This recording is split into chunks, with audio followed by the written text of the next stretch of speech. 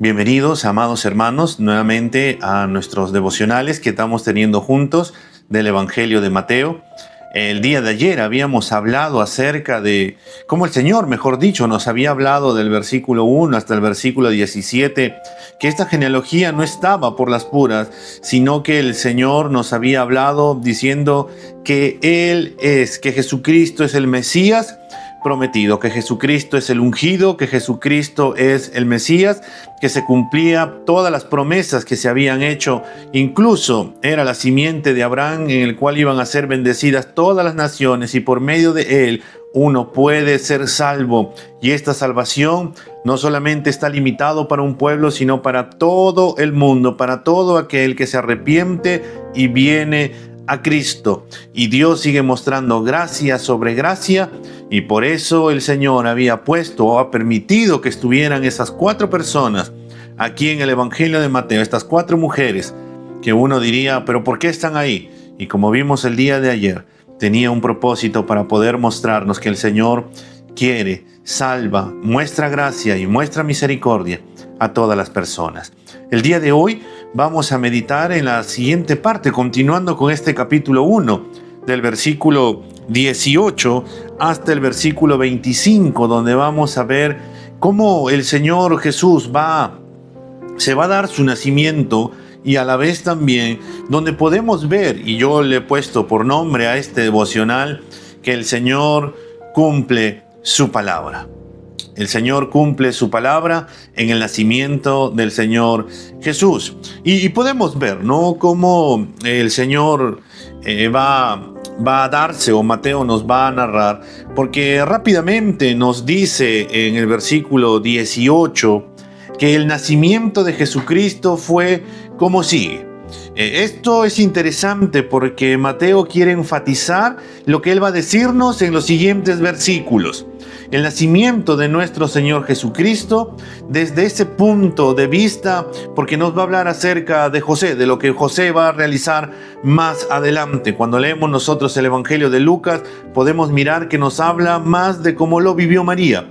Pero acá Mateo, el autor, quiere afirmar que Jesús es el Mesías, que Jesús es el Cristo, que proviene de la descendencia del rey David, y que José, quien ha sido su padre adoptivo, pertenece a ella. Entonces, el versículo 18 nos dice de esta manera: estando su madre María comprometida para casarse con José, antes de que se llevara a cabo el matrimonio, se halló que había concebido por obra del Espíritu Santo. María estaba desposada o comprometida con José.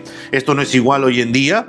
En esos tiempos era como si estuvieras casado con la persona con la cual estabas comprometido. El tiempo de compromiso era de 1 año. En ese tiempo era como si estuvieran casados, pero que todavía no tenían intimidad, y solo podían romper este compromiso con el divorcio, y esta debía de tener por lo menos 3 testigos.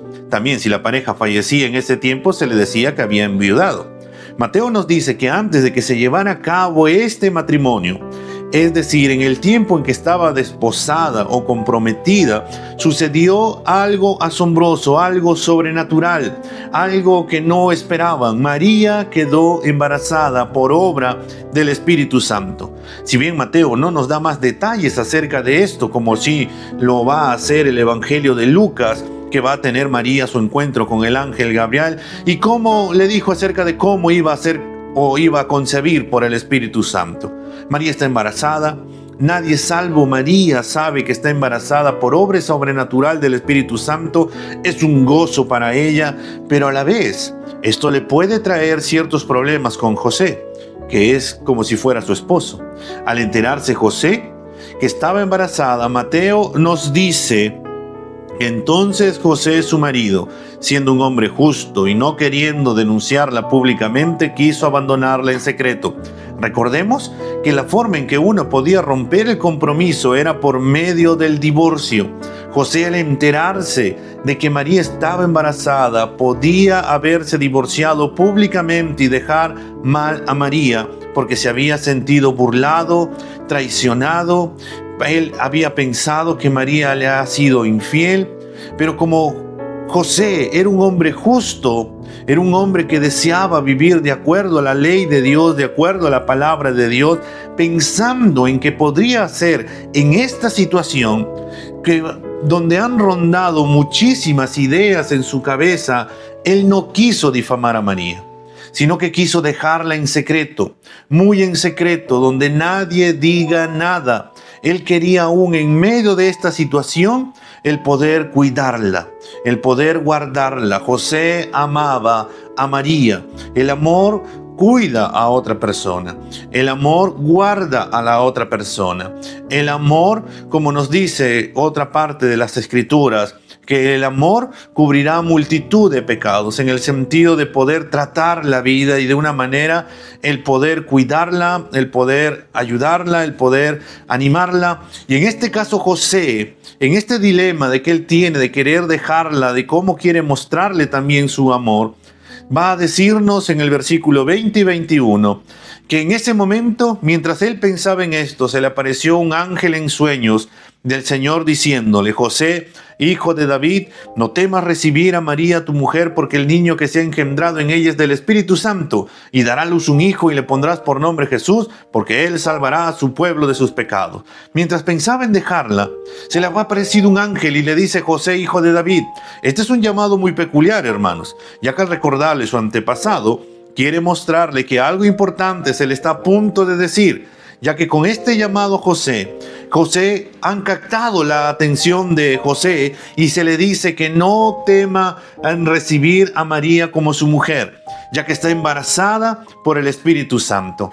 Y a este niño se le pondrá por nombre Jesús, que Jehová salva, porque él salvará a su pueblo de sus pecados. Y eso fue lo que hizo nuestro Señor Jesús. Nos salvó de nuestros pecados, trajo reconciliación con el Padre, nos llevó nuevamente a una comunión con él. Dios quita las dudas de José y lo afirma y le dice que Dios enviará salvación a su pueblo, a todo el mundo, a través de Cristo Jesús, que Cristo Jesús salvará a su pueblo del pecado, que cada día generaba este pecado una brecha enorme entre Dios y los hombres. Amado hermano, Jesús es la esperanza del mundo. Él es el único que puede salvarnos. Él es el único que puede perdonar nuestros pecados. Él es el único que puede hacernos nacer de nuevo por medio del Espíritu Santo. Y tal como dijo el ángel, la palabra de Dios se cumplió. La promesa del Salvador se estaba cumpliendo. Y esto, hermanos, para nosotros debe de ser de muchísimo gozo, ya que esta promesa nos ha alcanzado por la inmensa gracia de nuestro amado Señor. Se ha cumplido la palabra del Señor, y por ello nos dice el versículo 22 y 23: todo esto sucedió para que se cumpliera lo que el Señor había hablado por medio del profeta, diciendo: He aquí la Virgen concebirá y dará a luz un hijo, y le pondrán por nombre Emmanuel, que traducido significa Dios con nosotros. Cuán importante, hermanos, es la palabra de Dios para poder afirmar la vida de las personas. Todo lo que estaba aconteciendo era solamente el cumplimiento de las profecías que Dios había hablado por medio de sus profetas acerca de la venida del Cristo. Y por eso Mateo va a tomar un pasaje de Isaías capítulo 7, el versículo 14, para afirmar que Dios estaba cumpliendo todos los acontecimientos, es decir, el embarazo de María por obra del Espíritu Santo. Este niño le pondrán por nombre Emmanuel, que significa Dios con nosotros. Y esa es la verdad de Jesucristo. En su vida Él estuvo con nosotros, y aún Él está con nosotros todos los días de nuestra vida, porque Él mismo ha dicho: y he aquí, yo estoy con vosotros todos los días hasta el fin. Si bien el Señor ascendió a los cielos, está sentado a la diestra del Padre, coronado de gloria y de majestad, y que volverá un día otra vez. Él envió al Consolador, al Espíritu Santo que está en nosotros, y por eso nosotros podemos tener la seguridad de que Dios está con nosotros.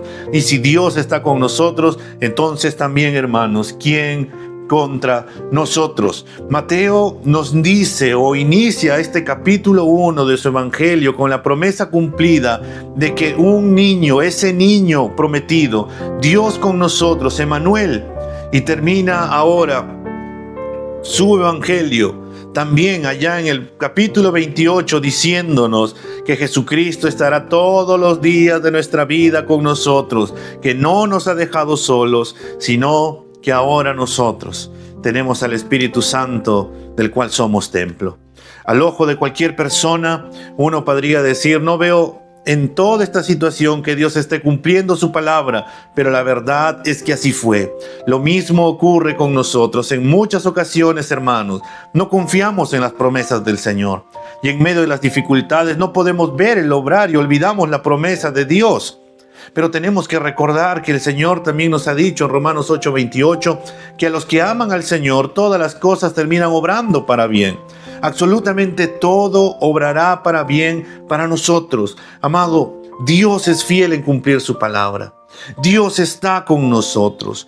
Dios cumple su palabra, lo cumplió en Jesucristo y lo va a seguir cumpliendo. Y eso es lo que el Señor nos llama, de que Él cumple su palabra.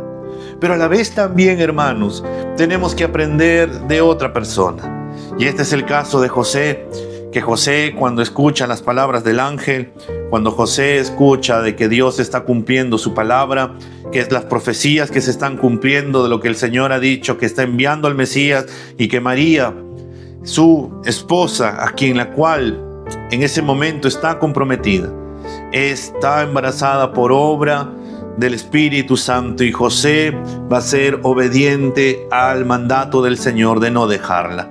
Por eso el versículo 24 y 25 nos dice, cuando José despertó del sueño, hizo como el ángel del Señor le había mandado, y tomó consigo a María como su mujer, y la conservó virgen hasta que dio a luz un hijo, y le puso por nombre Jesús. ¿Cuán obedientes somos a la palabra de Dios? Cuando escuchamos la palabra de Dios, cuando la palabra de Dios nos confronta con algo que estamos pasando o tal vez algún pecado que tenemos, cuán rápido somos obedientes para poder obedecer a la palabra del Señor.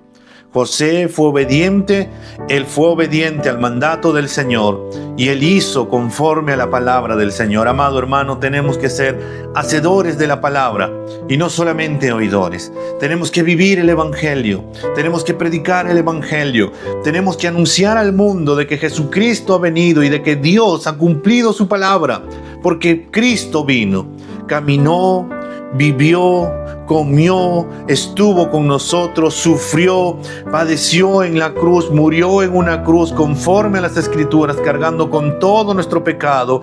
Y Él no solamente murió, sino que resucitó y ascendió a los cielos. Y la palabra nos dice que Él volverá otra vez, y esta vez para estar con Él por toda la eternidad. Mientras estemos aquí, hermanos,